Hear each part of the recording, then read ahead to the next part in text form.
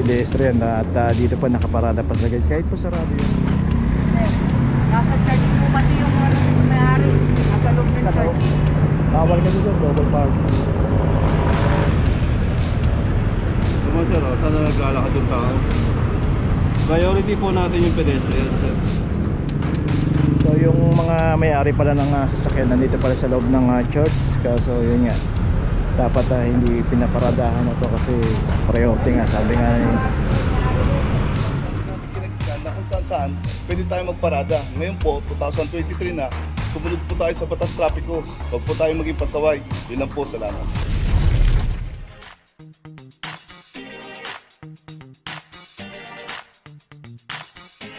Papa Joe TV!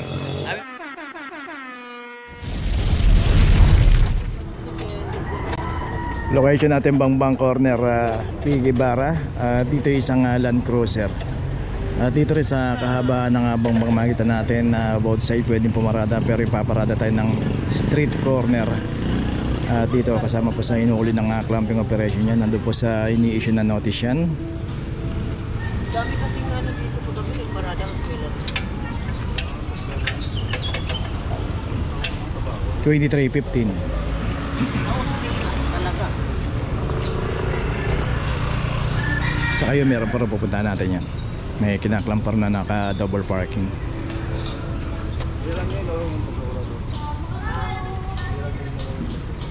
Hindi, gabi pa yan. Ngayon na natin nilagay ko muna dyan.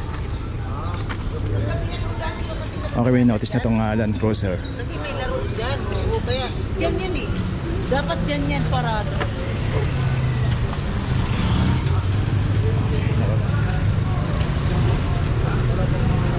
Ito yung kalsada rito, binabaha sa kalubak-lubak.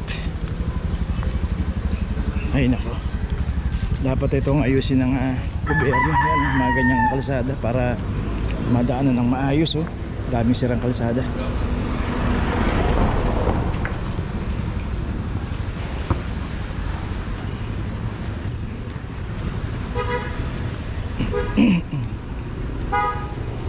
At dito yung isang Hyundai Accent.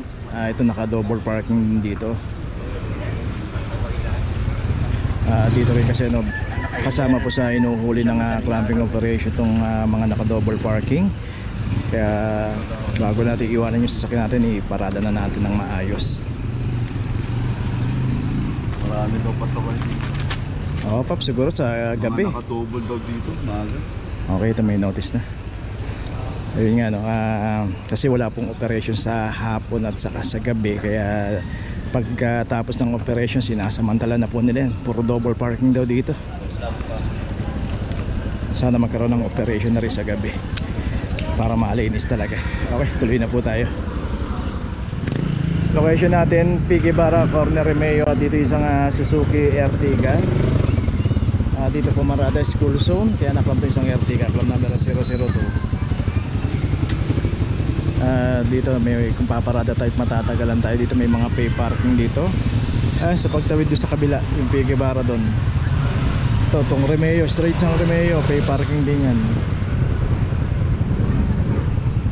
Dito kasi pagka inabot tayo rito, kasama po sa inuhuli dahil school zone yung pinaradahan natin. Iwasan po natin pumarada sa mga tabi ng eskwelahan,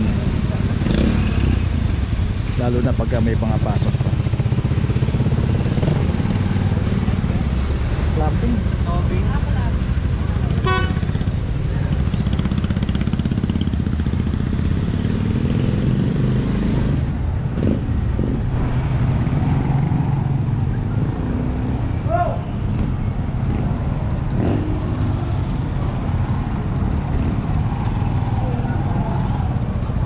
Okay, ito may notice na, tuloy na po tayo.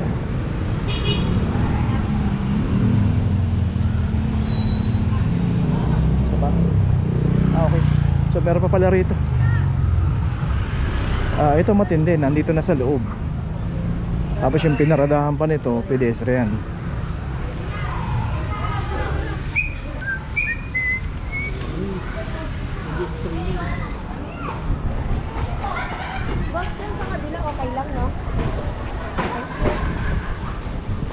Dito may isang Honda rin ang naklamp dito. Kita natin yung pinaradaan nito.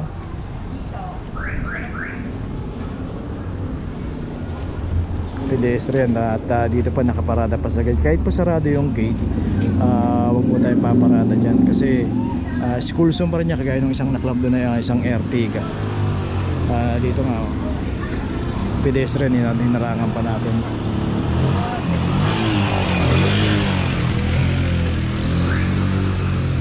$23.50. Sarado ko na kami.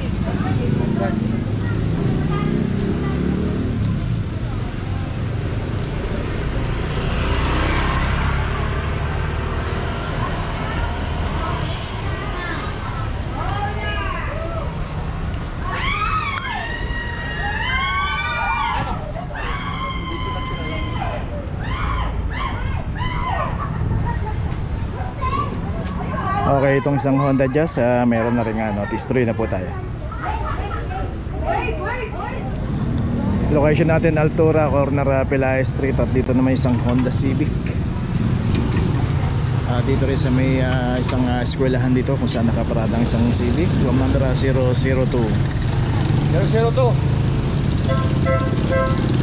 Dito random naman po yung operation. Pagka inabutan po yung ating sasakyan, walang driver, matik na po yan.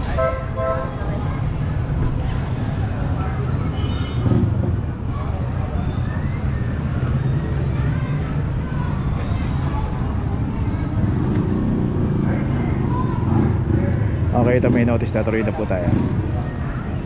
Okay, dito meron pa pala. Ito yung isang service ng internet. Nagkakapit ang internet. Ito meron na rin number 119. So ito meron na rin notice dito pa rin to sa kahabaan ng Altura. Okay, tuloy na po tayo.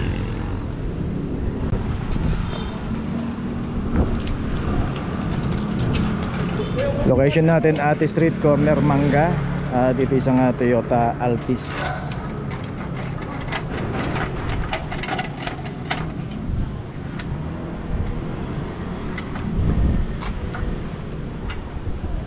$23.52. Dito rin sa kahabaan ng Ate Street, nakita naman natin hindi naman ganong kabisi rito, pero yun nga pinapanatili ng barangay dito na zero obstruction.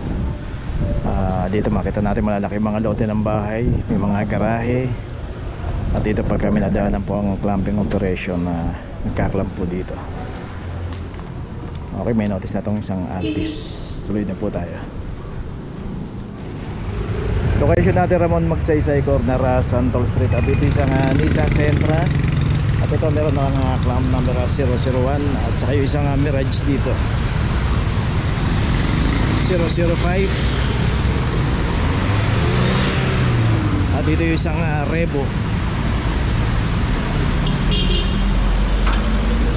2370. At dito yung mga pinaradahan ng mga naklamp dito, may nakaparada na kasi rito at dumobble parking sila rito, kaya naklamp to. Bawal na po dumobble parking dito dahil kapag una daanan na ng mga tao to. Dapat clear na tong area na to.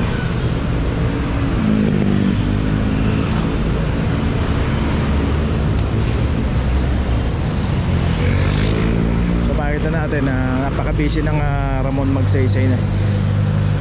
Papunta po ng Nagtahan yan. At ito pagka dinaretso natin yan, papunta po ng Cubao.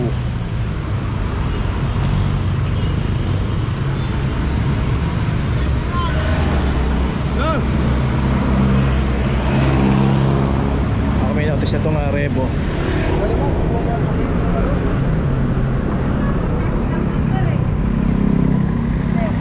Nasa church po kasi yung may-ari. Nasa loob ng church. Bawal kasi sir, double park. Naman sir, sana naglalakad yung tao. Priority po natin yung pedestrian sir.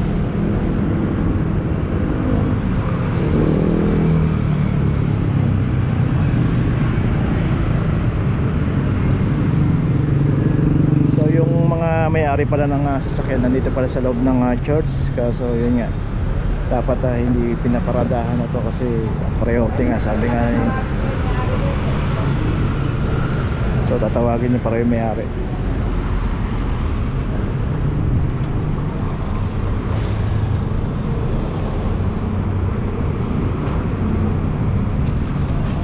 meron naman silang garahe doon sa loob, maluwag, sana pinapasok na lang.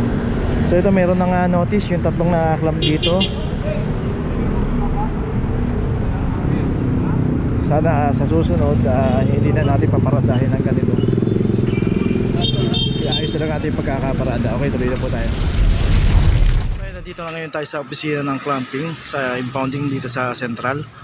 Dito na po nagtatapos ang ating vlog. Maraming salamat po sa mga subscriber, sa mga viewers, sa mga napadaan po sa ating channel. Maraming salamat po sa mga suporta nyo. Sa mga hindi pa po nakakapag-subscribe, subscribe na po tayo mga kabayan. Maraming salamat po. Mabuhay!